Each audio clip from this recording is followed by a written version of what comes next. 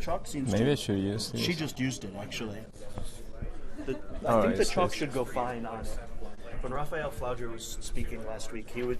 Most speakers using the eraser, but he actually did this after every board, and he would just write on it immediately afterwards, and it was fine. Oh, okay. So Okay. I think it should be okay.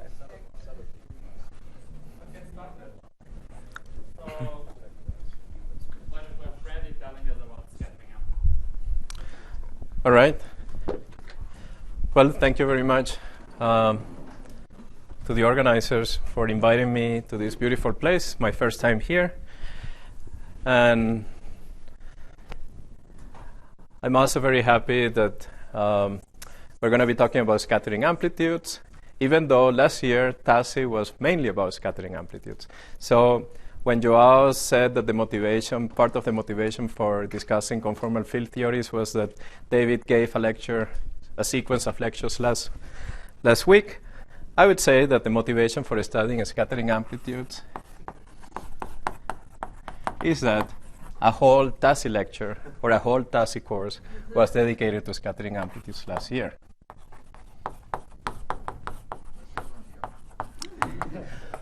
Well, that's the motivation. So the motivation for sitting here through the next 4 lectures is that you were not here last year. Okay, so why study scattering amplitudes? Well, I can give you many reasons. They are the main observables. We measure things at the helicity, scattering experiments. We have to compute cross sections. Well, but you would say, well, we all know how to compute the scattering amplitudes. We learned that in quantum field theory 1 when we learned Feynman diagrams. So almost everything that I'm going to tell you today are things that you actually know how to compute, or in principle, you know how to compute. Okay? But what we're going to see in the course is that in the past 10 years or so, we have learned that even though Feynman diagrams give us the answer to what I'm going to explain, Feynman diagrams are not the most efficient way to think about it. And in fact, they sometimes obscure properties of the scattering amplitudes. In the past 10 years or so, we have discovered many different formulations of scattering amplitudes that make manifest different symmetries and make manifest very surprising connections to mathematics we never expected were going to be related to the most boring objects that you compute in quantum field theory 101. So the basic example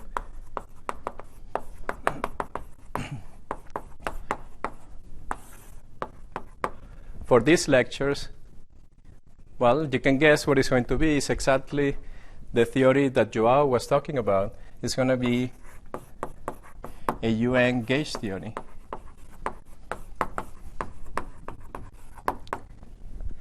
Which eventually is going to get supersymmetrized, and it's going to become n equals 4 super-Yang Mills. But for the time being, this is just a UN gauge theory, and we're going to consider the scattering amplitudes of gluons. Now, how do we describe gluons? Well, at least in perturbation theory,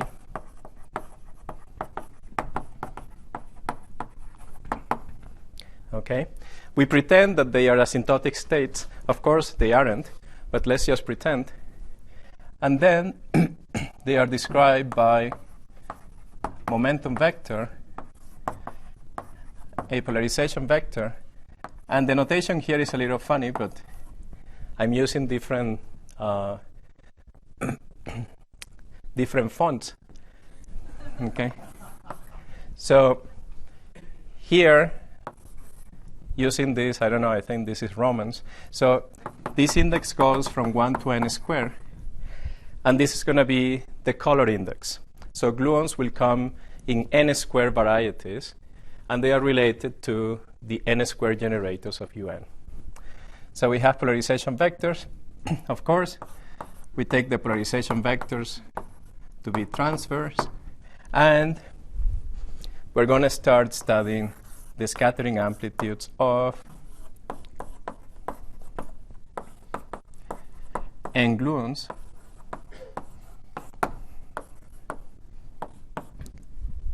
something that is I hope very familiar to everybody, is that you compute the scattering amplitude starting with a correlation function, say momentum in coordinate space, then your Fourier transform. By general principles, this object should have poles wherever particles go on shell, the external particles go on shell. So you compute the multidimensional residue of that object, and that's how you get the scattering amplitude.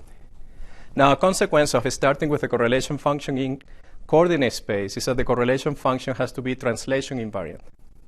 So translation invariance implies of the correlation function in coordinate space implies that this scattering amplitude is not a function. This object is a distribution. And here, for the time being, I'm going to think that we are working in RD minus 1, 1, or R1, D minus 1, depending on your choice of signature. And it's not a function because it only has support on set of momenta that preserve momentum conservation or that impose momentum conservation. And here we have a sum over Feynman diagrams.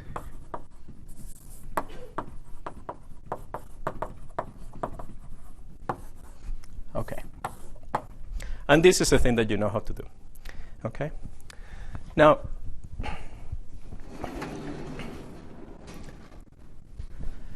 in your courses, you probably did the scattering amplitude of scalars.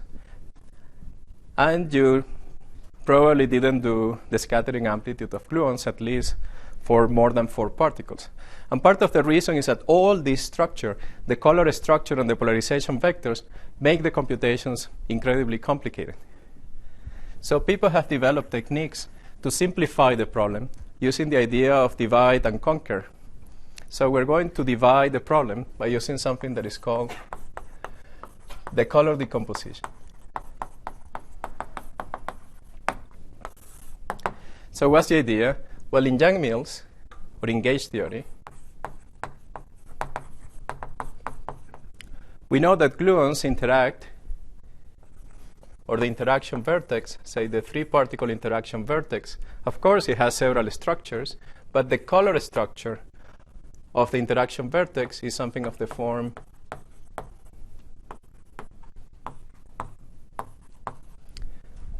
is governed by the structure constants of the gauge group, which I'm going to write as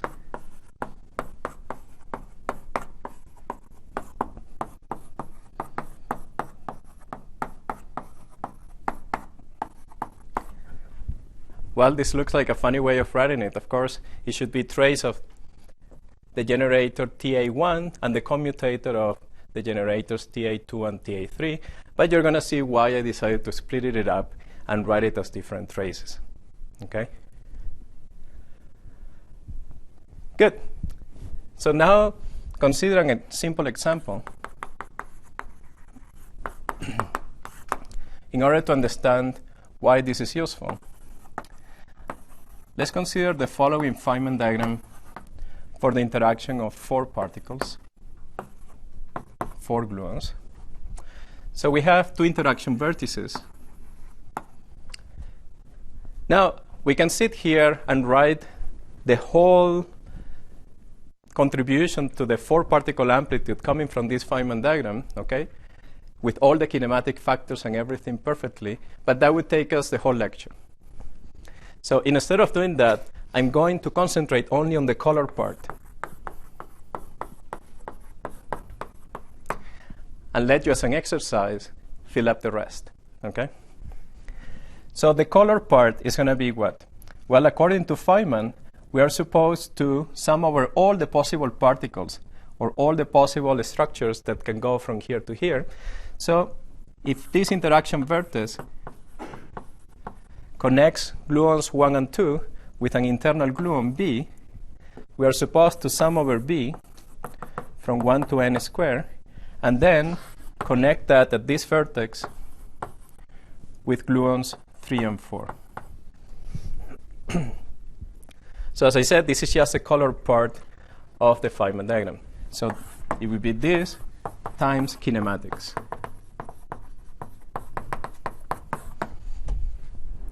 Okay. Now I use my fancy identity, or my trivial identity over here, right? It's actually trivial, to write each of the structure constants in that form. So I'm going to sum over B. So I write the first one as a trace of TA1, TA2, TB minus trace TA1, TB, TA2, and the second one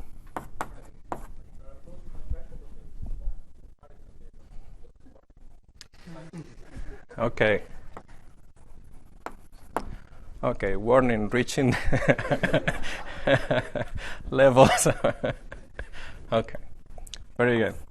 So applying a small conformal transformation to make the, so we have trace of TB, trace of T3, and trace of T4, TA4, minus TB.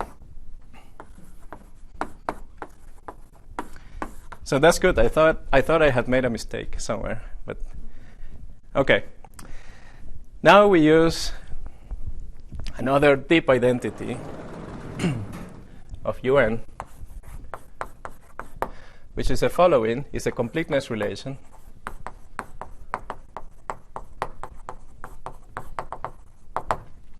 which says that if you have a trace with dot dot dot TB, and you have a trace of TB and this, the triangles and the dots are important. You sum over B from 1 to n squared, and this becomes a single trace. So in UN, if you sum over the generators, you can actually fuse the traces. So you can call this a fusing identity.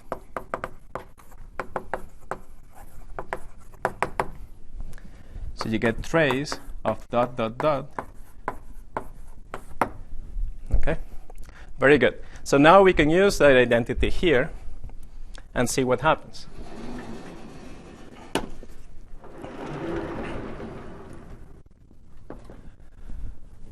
So we take the first term with this term, and we get trace of TA1, TA2, A3, A4. Now we take the first with this one, we get trace A1, A2, A4, and A3, plus two other terms. Okay?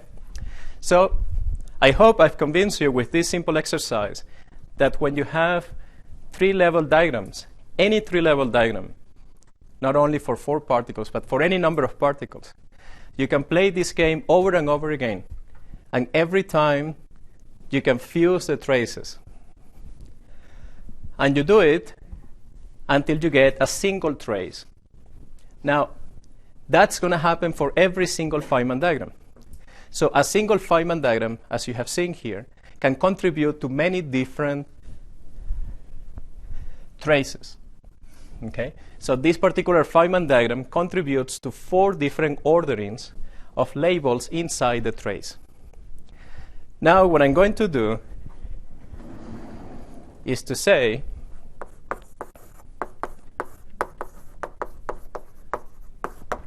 that I'm going to collect everything, the contribution from all the Feynman diagrams, not according to their topology or according to the kinematics, but according to the trace structure. So I'm going to have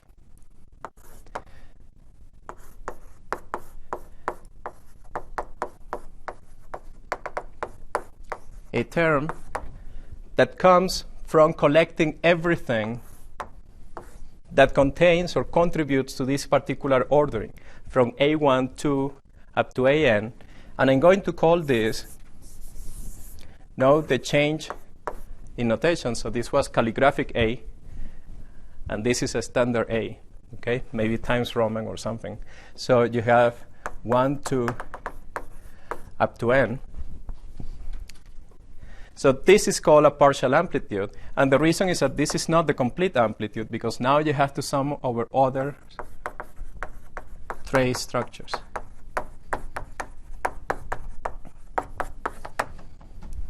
Okay? how many traces structures would there be? So how many terms are there in this sum? n minus 1 factorial, right? You would say that n factorial because you have permutations of n elements, but the traces are cyclic, so you have to divide by n. So you have n minus 1 factorial terms here, okay? But of course, once you compute this one, you can start to gain some mileage because maybe you will have some symmetries that will allow you to compute some of the other ones once you compute a smaller number than n minus 1 factorial, okay? Very good. So that's the definition of this object. So by definition, yes. Very good. So at tree level, we only have single trace and these objects with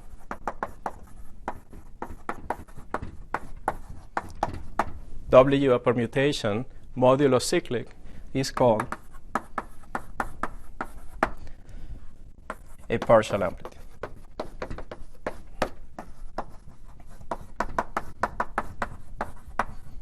So what do you think is going to happen at one loop? Can we have single trace things?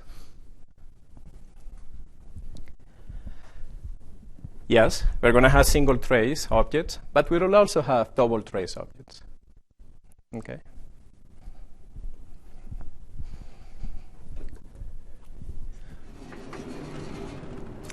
Very good. So now you're almost there. You at least have part of the terminology when you hear talks in amplitudes. People will usually talk about these partial amplitudes without telling you. So at least you know what they are doing.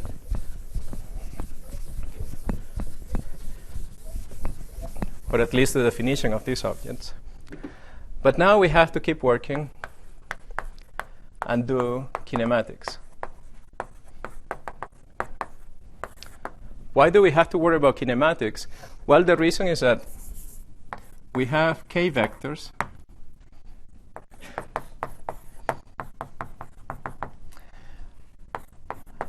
they have to satisfy a linear constraint, but they also have to satisfy n quadratic constraints.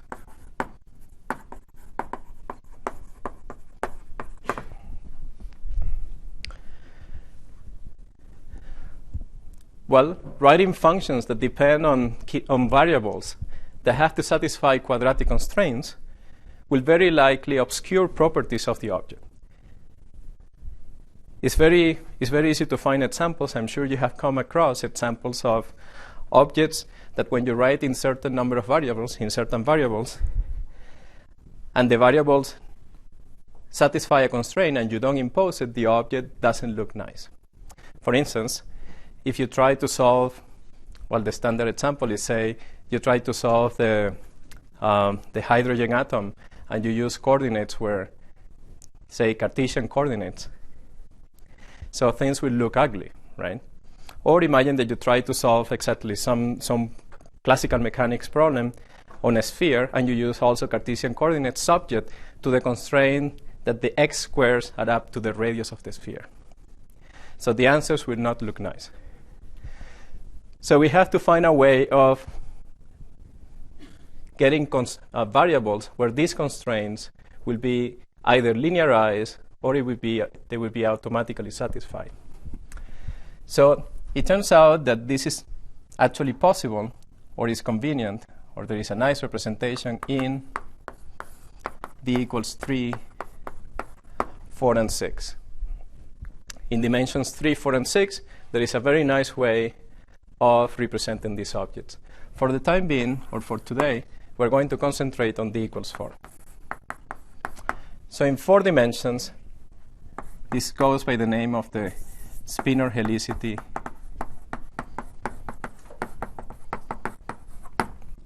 formalism.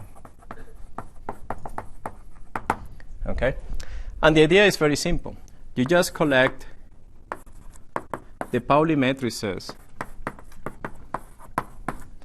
as a 4-vector, and you contract every vector that you have with your 4-vector of Pauli matrices in order to produce a 2x2 matrix. So this 2x2 matrix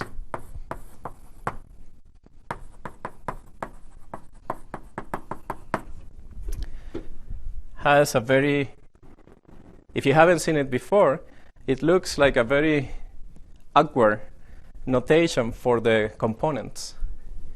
So let me actually introduce it for the Pauli matrices. It's a 2x2 matrix, and people denote the indices as alpha and alpha dot, or Greek indices and dotted Greek indices. And the idea of introducing two different kinds of indices is because the Pauli matrices actually transform under 3 different representations of the Lorentz group. They have a vector representation, a spinor representation, and the conjugate spinor representation. So this is a way of remembering how the object transforms. And now these 2x2 matrices that we have constructed also have the 2 indices. Of course, the vector index has been contracted, so we are going from a vector representation. This is a way to translate from a vector representation to the bispinor representation. So does anybody know what the determinant of this matrix is? Yes, it's 0. But more generally, the determinant of the matrix agrees with the norm of the vector in Minkowski space. So this is actually equal to k a mu, which in this case is 0. And that brings us to the reason why this transformation from vector representation to the bispinor representation is useful. And the reason is that if this matrix has determinant 0, it means that it has a null vector, or it means that we can write the columns and vectors, or the columns have to be proportional to each other. So the constant of proportionality here is A and here is B. Okay? So this is the most general 2x2 matrix that has determinant 0.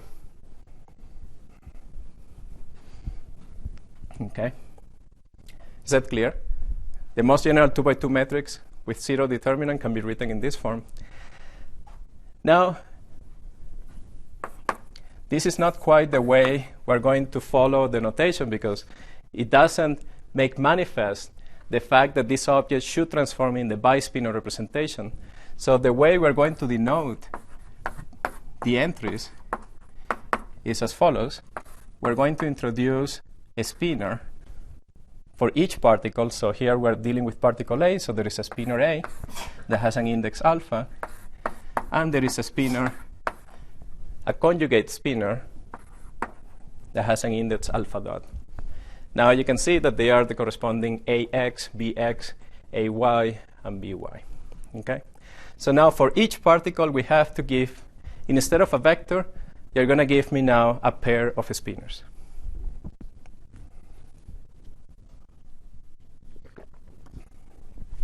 So here is your first exercise. Well, not the first. I think I gave you some exercises before. But so the first formal exercise is show that if you have 2 vectors and you contract them, the factor of 2 is important. In other words, this is the same as Ka plus Kb squared. It's the same because these are null vectors, so the individual terms squared are 0. This happens to be equal, or it should be expressible in terms of these objects. And the way it's written is as follows. It's going to look a little awkward, but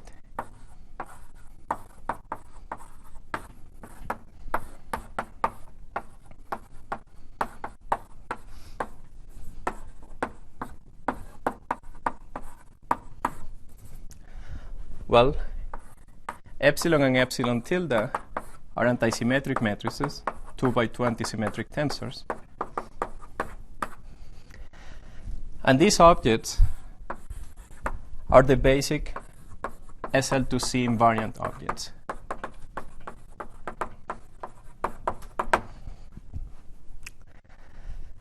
And they are going to be the building blocks of our amplitudes, because our amplitudes started their lives as being functions of these kinematic invariants.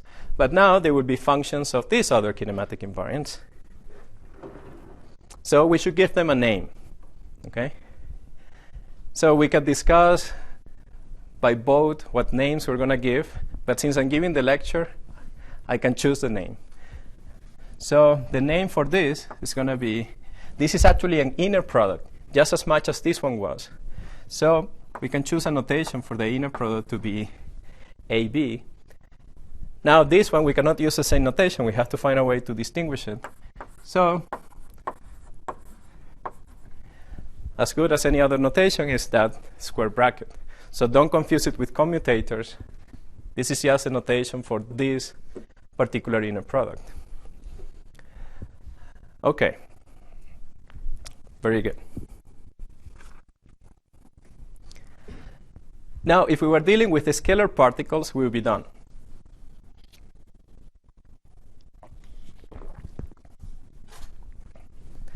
This is all that we will have to discuss. But we are not doing scalar particles. We're doing gluons.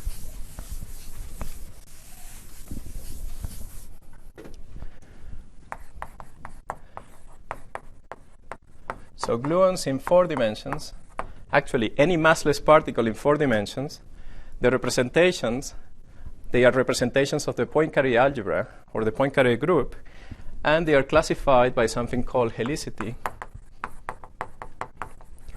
And gluons come in 2 varieties.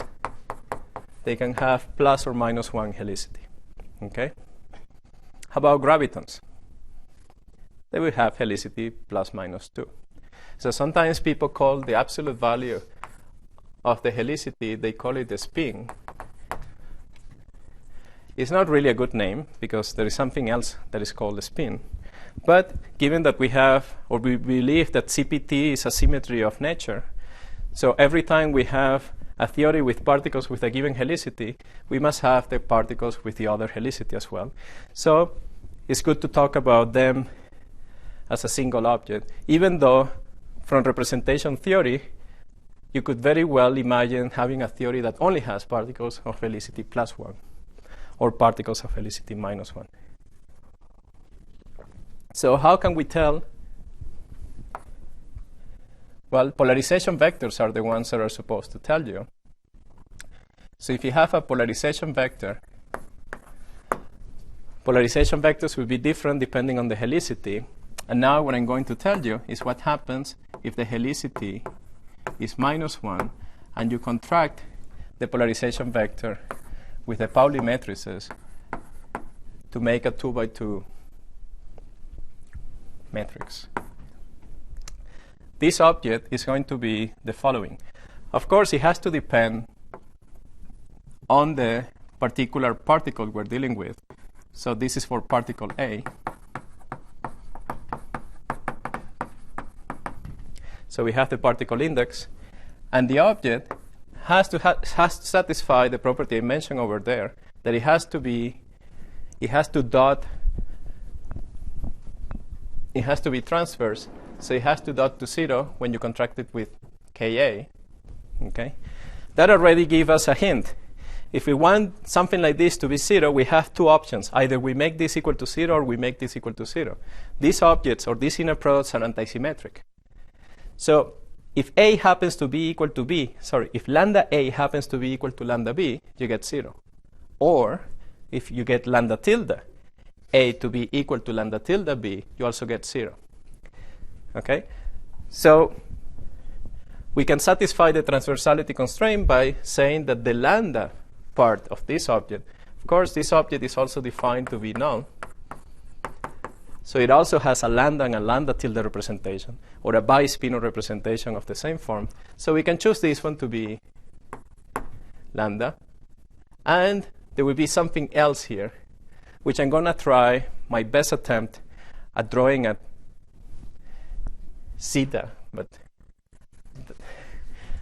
I mean, it's just that, yeah, it's not, that's my best. Okay? So this is going to be a reference spinor. Since we cannot choose it right now, I mean, it's just, there is no reason to choose one or another. We chose this because it makes that property manifest. Okay? And there will be some normalization.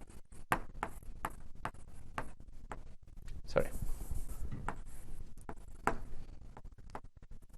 And the normalization is chosen so that it doesn't depend on the scaling of the reference spinor. Okay? So the natural choice is an SL to C invariant. And the only other choice that I have that has the data of the 8th particle is a lambda tilde of the 8th particle. Okay? But I could also have done the same thing, reversing the orders of lambda tilde and lambda. And luckily, there is only one more polarization vector that I have to define, which is a one for particles of helicity +1. And that one is going to be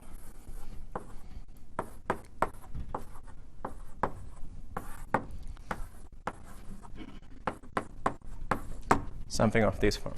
Okay? So I already showed to you that this was true. And now here is an exercise.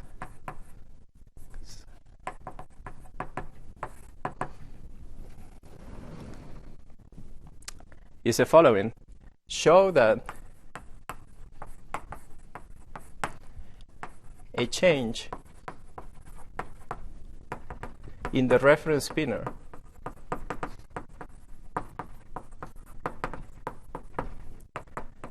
is equivalent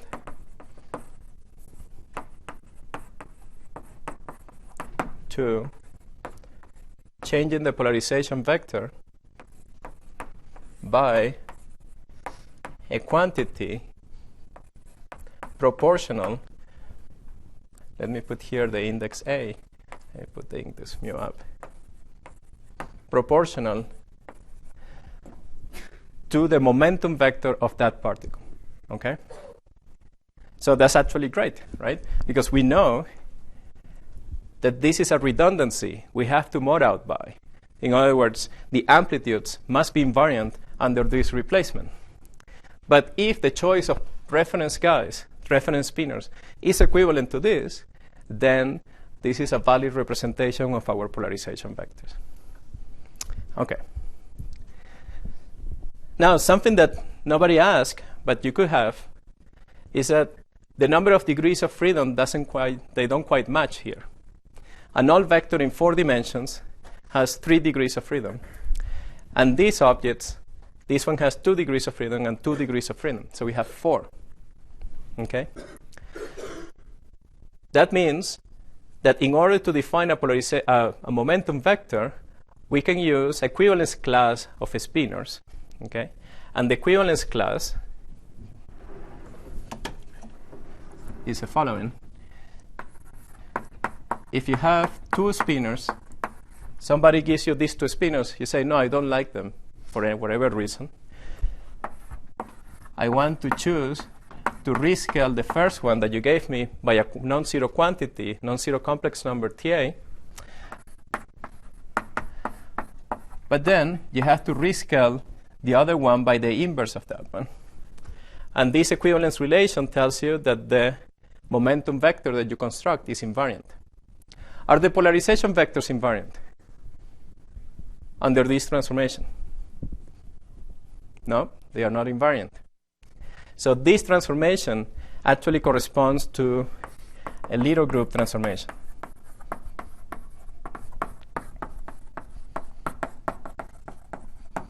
Okay, so under a little group transformation of that form,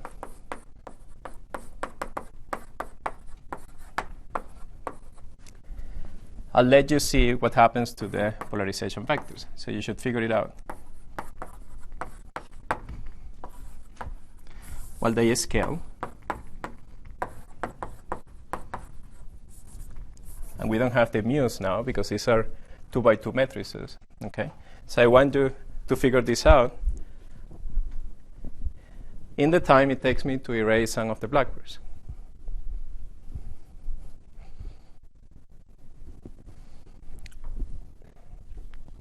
Okay.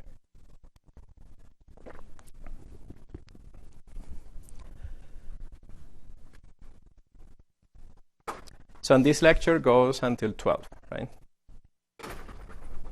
Okay.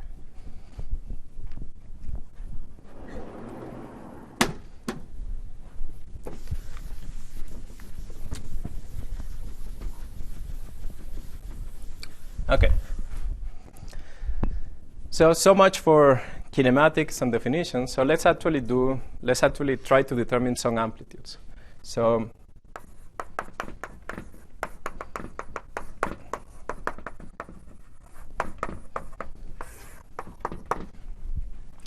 let's start with the simplest possible one, which is an amplitude of 3 particles.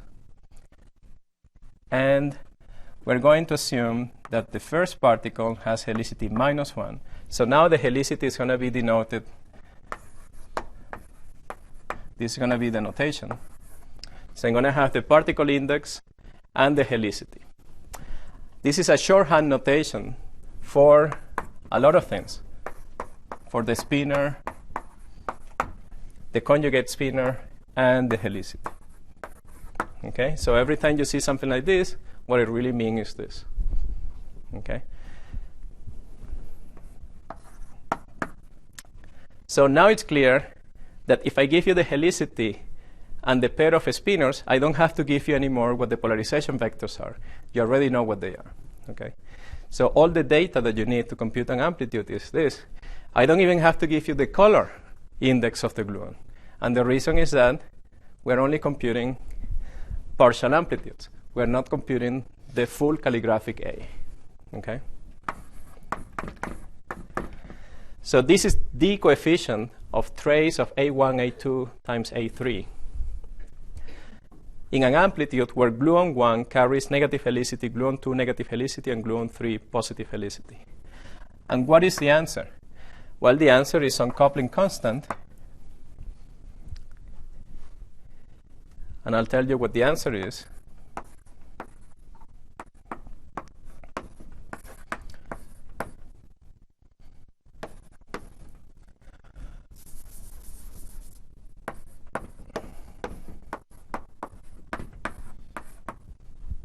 Okay. Now, is this surprising? Is it surprising that the 3-particle amplitude only depends on these brackets and not the other brackets that I mentioned? Well, it might be a little surprising, but note the following. Note that if you have 3 vectors that satisfy momentum conservation, this implies is that Ka.Kb is equal to 0 for all A and B. Well, the way you prove this is that you move 3 to the other side and you take the square. The vector is null, so K1.K2 is 0. Now you move 2 to the other side and you leave 1 and 3 on this side. You square and you get 1 and 3 equal to 0. So isn't that surprising? You get that all the kinematics invariants are 0.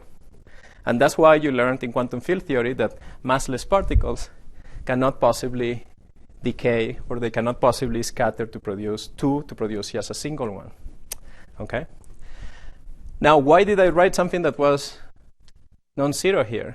Well, the reason is that this is actually 0. Well, I'll show you why it's 0. The reason it's 0 is that this, as we show over there, is AB times AB. So you would say, well, only one of the two have to be 0. But if you are dealing with real kinematics, the conjugate spinors are the conjugate of these spinors.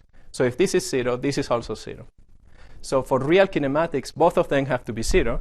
And here you have 3 zeros in the numerator and 2 zeros in the denominator. So this is 0. Okay? But that's such a pity.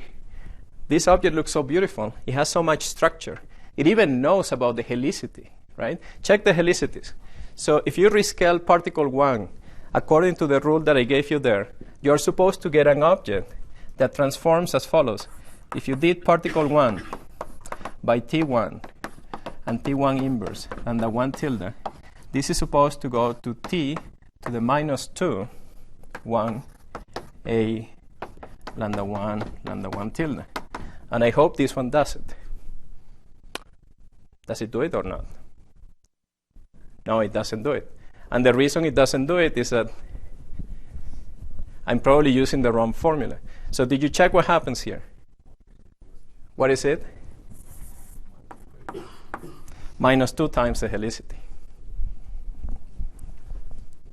So I'm glad somebody did the exercise while I was erasing. So this one has helicity minus 1. If I use that formula, it should be plus 2. Does it work now? Yes, it does. So it's such a pity that this formula that knows so much, if you do it for 3, it also works. It's supposed to go to T3 to the minus 2. And you have 2 in the denominator, so it works perfectly. That such a formula has to go to waste. Well, remember that the 0 came here because we insisted that one of them was a complex conjugate of the other one. So lambda has to be related to lambda tilde if K is Hermitian, which if and only if K is real. But who cares about real spacetime, really, right? So we can make K complex. So make K complex, which means that K, the matrix K, is not Hermitian. And lambda is independent of lambda tilde. Okay? Now you would say that's all right. So that means that we have 2 choices. When we have 3 particles, we can always choose either all the lambda tilde brackets to vanish or all the lambda brackets to vanish. One of the 2.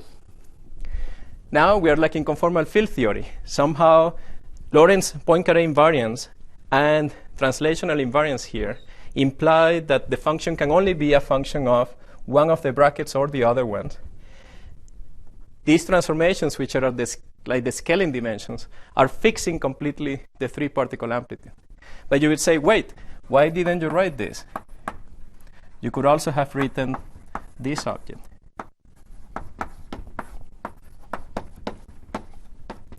This one also scales correctly. It has the correct little group properties. But what's wrong with this object? Can anyone tell me? Why do you think we have to throw that away?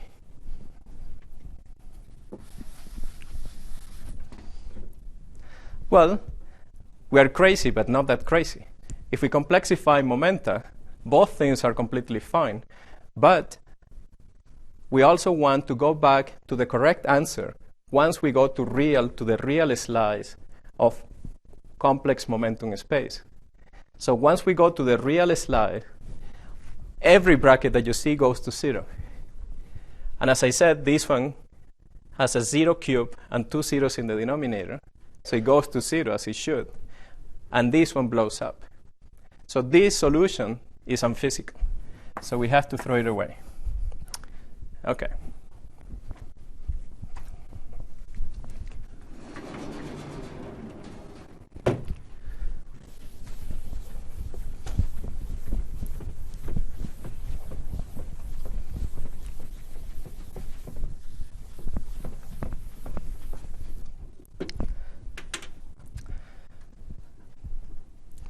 Okay, so we did it. We computed one amplitude. Too bad there is 0 in real momentum space, so we better get something more interesting than that. Okay. And it turns out that, let me check the dates. Right. So let me write the dates. So Park and Taylor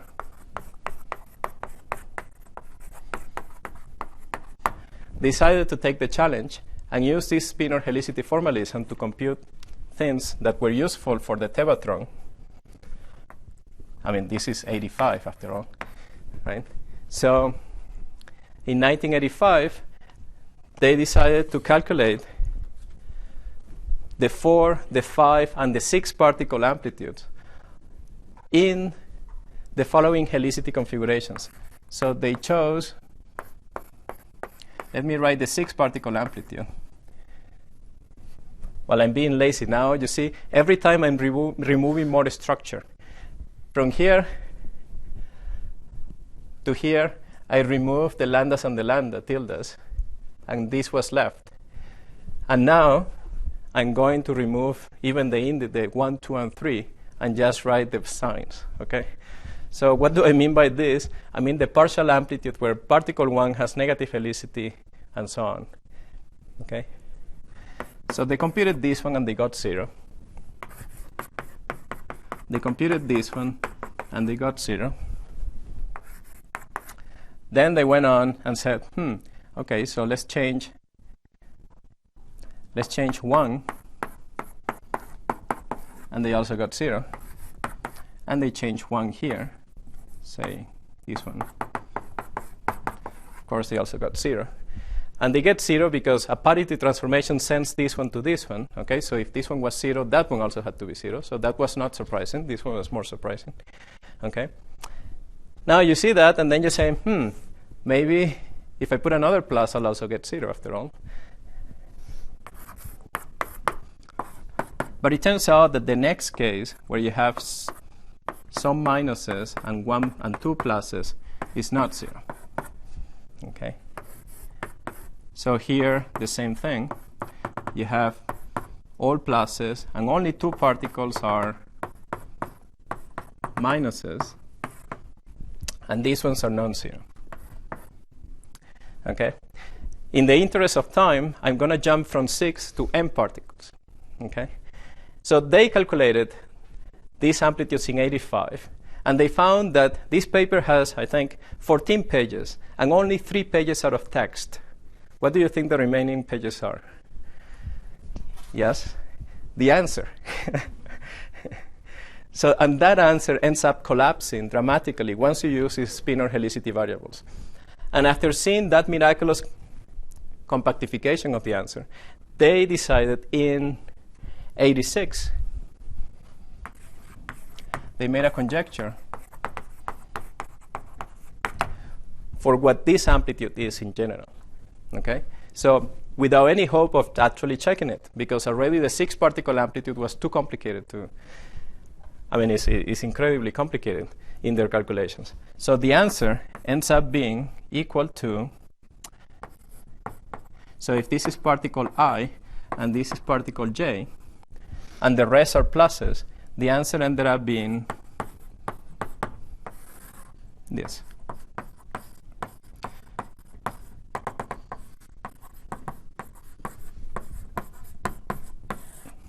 As simple as this. That's completely spectacular. I mean, out of hundreds of pages of calculations, you end up collapsing everything to something that looks like this. And they saw that it was working for 4, 5, and 6 particles. I think they even did 7. And they conjectured that it was true for any number of particles. Of course, I'm missing some coupling constant, but I'll let you figure out what the power of the coupling constant is. Why is there 1, 2, 2, 3, and so on, and not a 1, 3? Would you be able to tell why?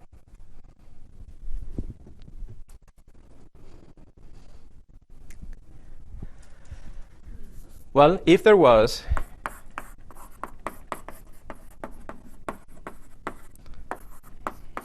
a 1, 3, you can then multiply by 1, 3. And what is this object? Maybe we still have it. Yes. The product of these two brackets becomes this, right? So this would give some structure in the numerator that looks like this, which could easily come from the contractions of the polarization vectors, no problem. So that's not the problem we have. The problem is that there will be a pole of the form K1 plus K3 squared. And that would mean that there was a propagator in a Feynman diagram that had that structure. But this is actually impossible for diagrams that have or that multiply the trace of TA1, TA2, up to TAN. These are diagrams that can be drawn on a plane. If you draw a circle and put the order 1, 2, up to n, the Feynman diagram has to be drawn, you have to be able to find a planar embedding so that the Feynman diagram is drawn on the plane in order to be able to produce such a trace. But you can convince yourself that no Feynman diagram that has that property can possibly have a propagator of the form K1 plus K3. Okay? So in that way, you can guess that the answer can only have a certain kind of propagators. But now you would say, why not propagators of the form K1 plus K2 plus K3? Those would be valid, square. Well, for that, you'll have to wait a little bit. But knowing a little bit of what the amplitude has to satisfy, you can see why this makes sense, at least the denominator structure. Once you figure out the denominator structure, the numerator comes from the helicity. Okay. Okay. So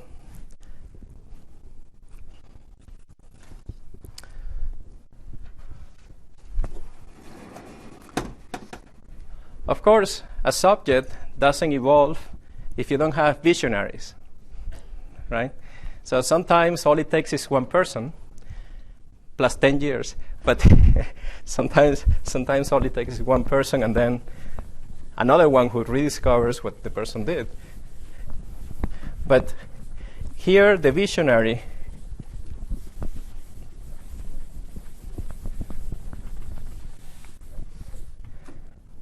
so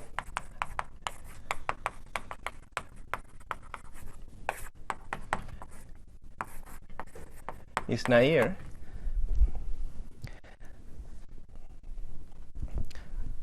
Who came around and looked at the formula. And he said, well, this formula actually looks right. Not only looks right, it looks so beautiful that it must have another meaning.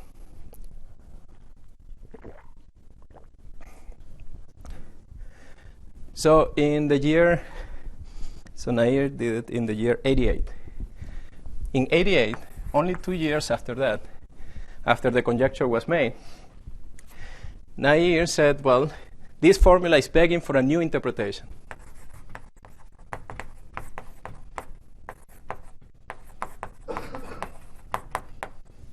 Okay. So what did he know that people didn't usually know? People who were doing these calculations didn't know. Well, he knew two things. One, here is advertisement for CFT, so keep working hard on CFT. That's very useful. But he also knew twistor space as developed by Penrose in '67. So he knew these two things, and he realized that these lambdas, he knew that these lambdas, let me write them like this, are, or can be thought of, yes? Yes, okay. Are homogeneous coordinates on a CP1, okay? Or at least that's what they look like, okay? And if that's the case, he also knew that if you have fermions on a sphere, their correlation function goes like the difference of the positions on the sphere. So he said, this looks like some sort of correlation function on a sphere. Then the question was, which sphere? And which correlation functions? What theory is computing this object? Okay. So in order to do that, let's discuss a little bit about twistor space.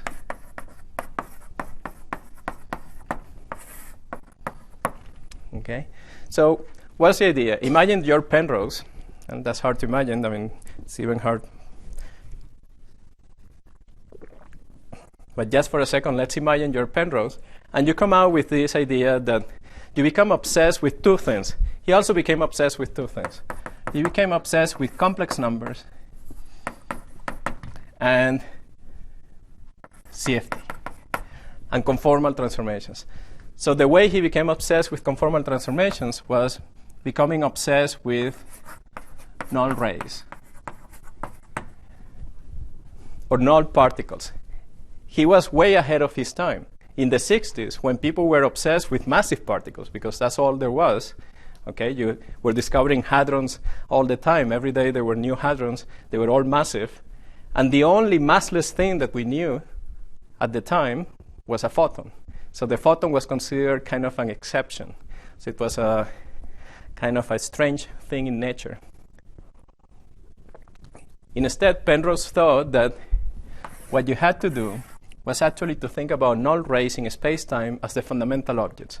The trajectories followed by null particles were fundamental objects in space-time. Okay? So you have null rays. So he thought that you need a space of null rays.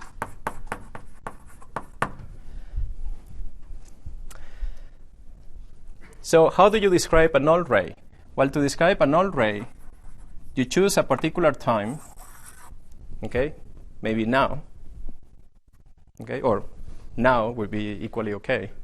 So you choose one particular time, and you choose a point where the null ray passes through, okay? So that would be 3 coordinates. And then you have to give me where the null ray is going to end or the null ray came from. So where it came from is like when you look at the sky at night, you see the celestial sphere. So you see a sphere. So there is a sphere. And the null ray came from a particular direction. So you have to give me 2 coordinates on the celestial sphere. Now what got Penrose excited was that this celestial sphere is not any kind of a sphere. It's a complex manifold. So Lorentz transformations actually change things on the sphere in such a way that they preserve the complex structure. So this was no ordinary sphere. This was a CP1. Okay? Very good. So he wanted to find a way to create the space of null rays. A space of null rays is a space where each point corresponds to a particular null ray. So let me denote the null ray like this. And here it is.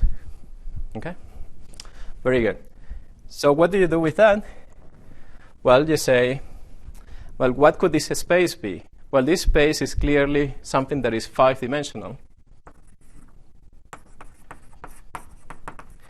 Penrose wasn't happy about that because you cannot make a complex manifold out of a 5-dimensional space. But he had something to do later to fix that little problem. But then what he decided to do is that, well, a particular direction on the sphere can be described also by a coordinate, lambda, on the CP1. And he introduced what is called the incidence relation, which is the family of points belonging to the null ray. I'm going to call them by x. And the particular direction on the sphere is going to be lambda. And this is going to define a new object, mu. Now, this point is going to be denoted by lambda and mu. This is a 4-dimensional object, which he calls z. Okay? But of course, any choice of z and another choice of z obtained from this one by multiplying by a non-zero complex number would be completely equivalent, because this incidence relation is invariant under that transformation. So you have to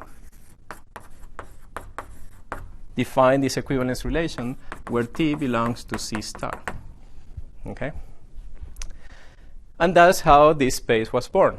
So it's a space of 4-dimensional objects, 4 complex dimensional objects, mod by this relation, but that mathematicians have a name for it. So that space is called CP3. Okay? And the way to think about it is as points in C4 modulo this relation. But I told you that this was a 5 real dimensional space, the space of null lines here. And the reason is that if you choose any random point here, again, your matrix X will not be Hermitian. It will not correspond to a particular point in space-time. So you have to impose a reality condition on these objects. And the reality condition is a condition that tells you that Z dot some particular definition of conjugate is 0. But this is only a 1 real dimensional equation in a 6-dimensional space, because 3 complex dimensions are 6 real dimensions. 1 real equation brings you down to 5 dimensions. So the twistor space of real space-time was a 5-dimensional object sitting inside CP3. Okay? Very good. But once again, who cares about real space-time? You can complexify everything, and now you can live happily in the full CP3. All right. So yes, Nyira knew all this.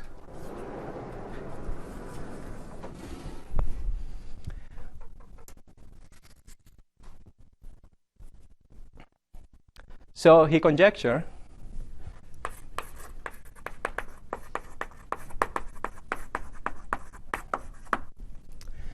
that these amplitudes with only 2 minuses and the rest pluses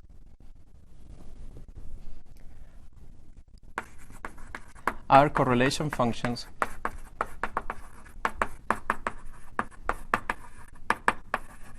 on a CP1 living in twistor space. Okay? Now, again, you could have asked, but you didn't, what happens to the other amplitudes? What happens if you keep going? Put another minus. Would the answer be as simple as this? Well, of course, people tried. After seeing how beautiful this was, you put another minus, and now life gets complicated again. So everything is messy, nothing nice happens. Okay? So, and the complication gets worse and worse the more minuses you add. Of course, at some point, everything reverses again, because when the number of minuses wins the number of pluses, things start to get easier and easier until you get back to this case, which, by the way, is just given by the complex conjugate, or by the conjugate version of this, where you exchange these brackets by these brackets. So physicists started to develop a way of calling these amplitudes by the complexity, how complex they were or how difficult they were to calculate.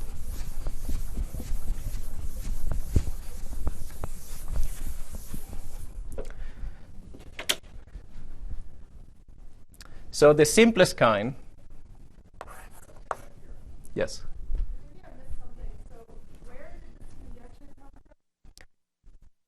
Well, that's the point. When you're a visionary, things don't come from anywhere. And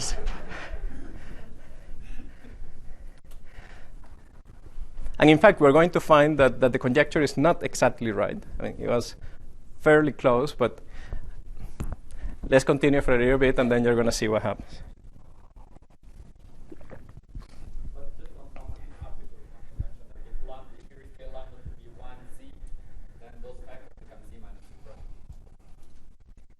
Oh, yes. Okay. Right. Okay, very good. Thanks. So what Pedro is saying is that if you have homogeneous coordinate on the CP1, you can go to some inhomogeneous patch, or you can actually rewrite this as follows. You can say that this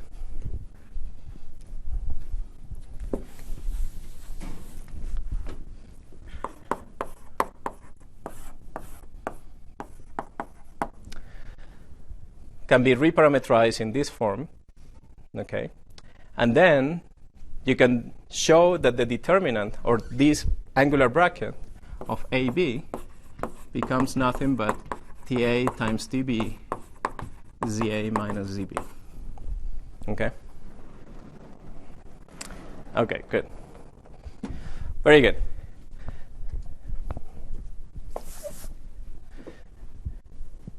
Now, I'm not sure I have time to explain why, but these amplitudes that Perk and Taylor found, the amplitudes where you have the number of negative helicity gluons is 2. These are called maximally helicity violating amplitudes, okay? Or MHV for short. Well, I have to say it, right? I mean, how can I just tell you that this is the name and not tell you why they are called like this? Well, the reason is that, as usual in quantum field theory, I'm assuming that all these particles are incoming or all these particles are outgoing, right? But in physical processes, some particles are incoming and some particles are outgoing. And you can check that if you started with the amplitudes that are 0 at the top, these would be amplitudes where, say, you have particles 1 and 2 incoming, right? But I was assuming that all the particles were outgoing. So I have to use crossing symmetry to change particles 1 and 2 from here and make them incoming, right? So when I use crossing symmetry, I have to reverse the quantum numbers. So I have to apply a transformation that changes this into positive helicity. So I'll now have 2 particles of positive helicity coming in and producing lots of particles of negative helicity coming out. Well, that's what I would call a maximally helicity violating object, right? You have only pluses coming in and only minuses come out. But guess what? It's 0. So that's not the one that violates helicity maximally. This one, which we have 1 positive and 1 negative coming in and then all the rest negative, also vanishes. And the first time you get something that is non-zero is when you go to the next level, and these ones are the new maximally helicity violating amplitudes. So the top ones were the ones that had the right to be called like this, but they actually end up happening to be 0. Now, I have to say that this is true at 3 level. If you take QCD, non-supersymmetric, good old Young-Mills theory, at 1 loop, those amplitudes will not be 0. So they would reclaim the name of maximally helicity violating, okay? But here, for the time being, we're only doing 3 level. So if you have 3 negative helicity gluons, how would you call it? Well, the N stands for next to. Lack of imagination. So you just call it next to MHV amplitudes and so on. N squared MHV amplitudes. So this number here is traditionally called K in some circles. Pedro might call it, I don't think that's a K you're going to introduce. It's going to be shifted by something, perhaps. If he does, I don't know. But for the time being, that's going to be my definition of K. So Nyira conjectured that this was true for K equals 2, that you had a CP1 inside twistor space. And then perhaps all others would also work in the same way. And he even came out with the idea that maybe you needed several CP1s connected in some funny way. But he couldn't realize it. Okay? All right. So in the last 6 minutes, I'll tell you about the resolution of this puzzle, how to generalize Nyira's conjecture.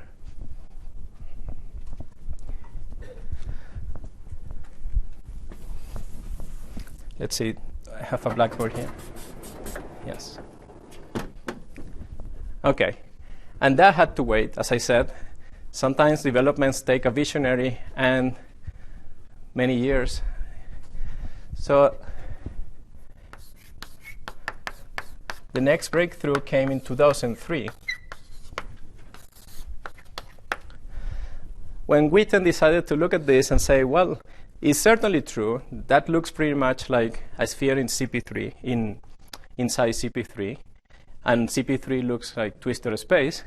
So let's actually try to make it precise. So if you take the amplitude, now I'm going to take the full amplitude. Well, it's not going to be the full amplitude. It's going to be the amplitude that we have over there.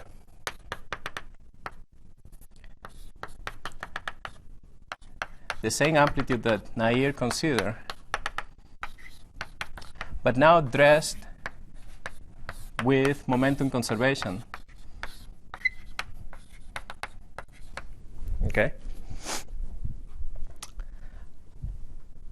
And he said, well, if you want to connect to twisted space, you might want to bring space-time somewhere and then see what happens. So he rewrote this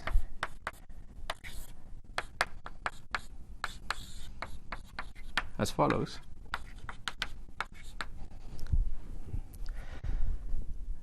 Now, Witten also knew about the spinor helicity formalism, so he decided to write this in a spinor helicity form. So you have x alpha alpha dot in a spinor notation, and the momentum vectors are also written in terms of spinor helicity form. Okay. Now, if you look at what these objects are supposed to be doing, they are supposed to be, or they are supposed to live on things that look like this. How can you possibly get something like that out of an object that looks like this? Well, here comes, I can give you several motivations for that, but I'll just tell you the answer. So he decided to study what is called the half Fourier transform.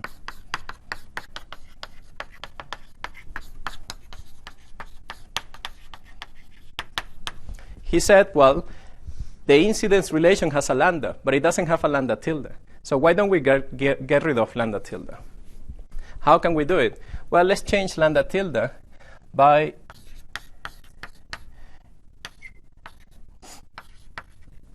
its Fourier transform conjugate, or by its conjugate variable. And that object is going to be our mu. Let's see how it happens. So we're going to take that object and define its Fourier transform with respect to lambda tilde. So we're going to do the Fourier transform of every single lambda tilde. So I'm going to write that function, the function that we have over there, say ij to the fourth, 1, 2, up to n1. Here, it doesn't matter that I'm writing too small because this is the object that is written over there that you know very well by now. And we have this integral d for x, e to the I, x alpha alpha dot, lambda a tilde, alpha alpha dot. And we have, now I'm going to put the sum here, from 1 to n. Okay?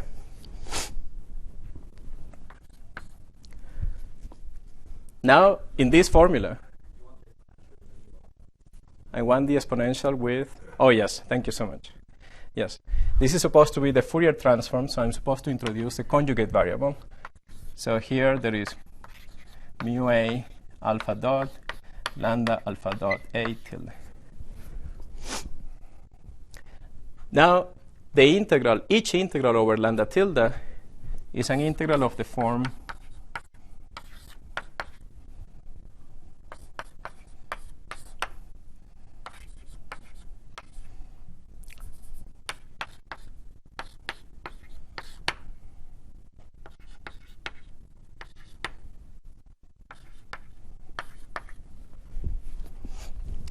each integral is of that form. So it produces a delta function. So I can bring the integral over points in space-time outside and have my amplitude here And each of those integrals we produce a delta function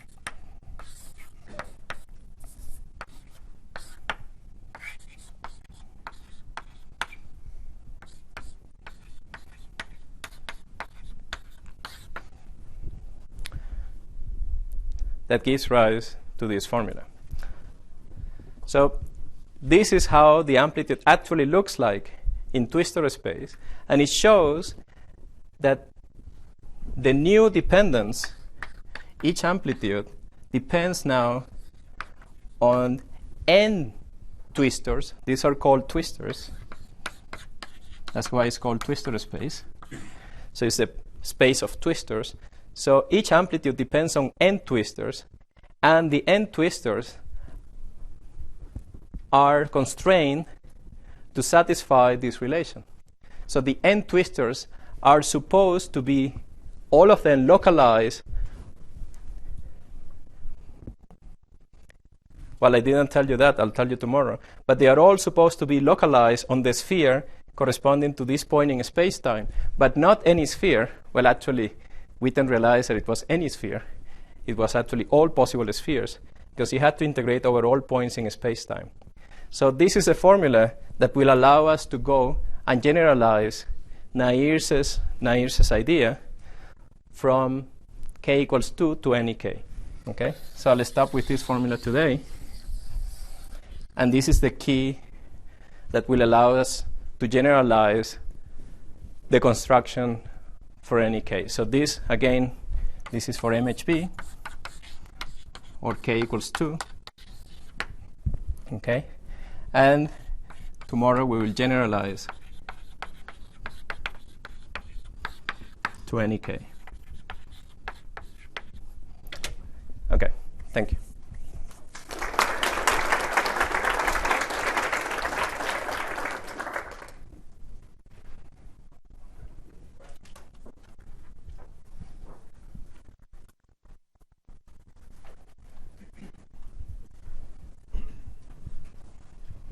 Yes? What's special about dimensions 3, 4, and 6 with respect to spin helicity?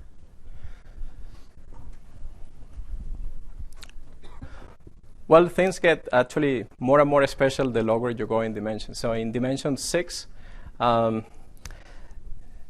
you find that the structure of the Lorentz of the little group, which is SU2 cross SU2, allows you to still use something that looks like lambdas and lambda tildes in the construction of the general momentum. Okay. When you go down to 4 dimensions, this is what you get, what I showed you today. And in 3 dimensions, all you have to do is to impose that lambdas and lambda tildes actually are the same. Okay. Now, constructions in higher dimensions are also possible, but the spinors that you have to introduce for these, they have to satisfy nonlinear constraints again. So if they have to satisfy nonlinear constraints, you might as well work with the momentum vectors, because they also satisfy only quadratic constraints. Okay? Yes?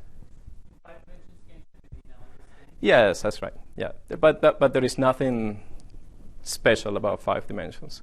It just is the standard dimensional reduction from 6 to 5. But there is nothing new.